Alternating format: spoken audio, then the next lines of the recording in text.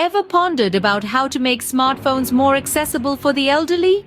It's a question that deserves some attention.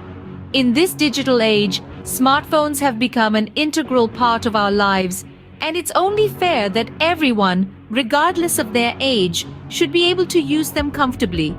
Take a moment to imagine the challenges an elderly person might face while using a smartphone. Small fonts, complex features, and rapid swipes might seem overwhelming. But with a few simple tweaks, these devices can be transformed into user-friendly gadgets for our older loved ones.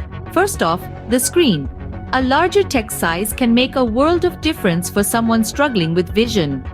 On an iPhone, you navigate to Settings, then Display and Brightness, and finally text size.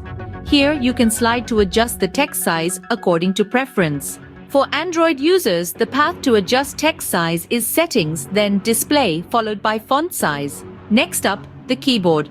A larger keyboard can make typing less of a chore. For both Android and iPhone users, you can find this option under Settings, then Accessibility, and finally Touch. Here you can find the option to adjust the keyboard size. Speed is another factor. Slowing down the speed of animations can make the phone easier to navigate. On an iPhone, you can adjust this under Settings, Accessibility, and then Motion.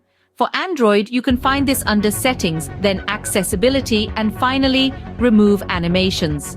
Voice recognition is a handy tool for those who struggle with typing. Siri for iPhone and Google Assistant for Android are excellent tools that can handle tasks like sending messages or making calls with voice commands. Lastly, there are numerous apps designed specifically for the elderly.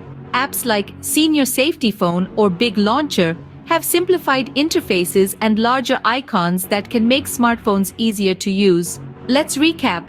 To make a smartphone more accessible for the elderly, you can enlarge the font and keyboard size, slow down animations, enable voice recognition, and use apps designed for the elderly.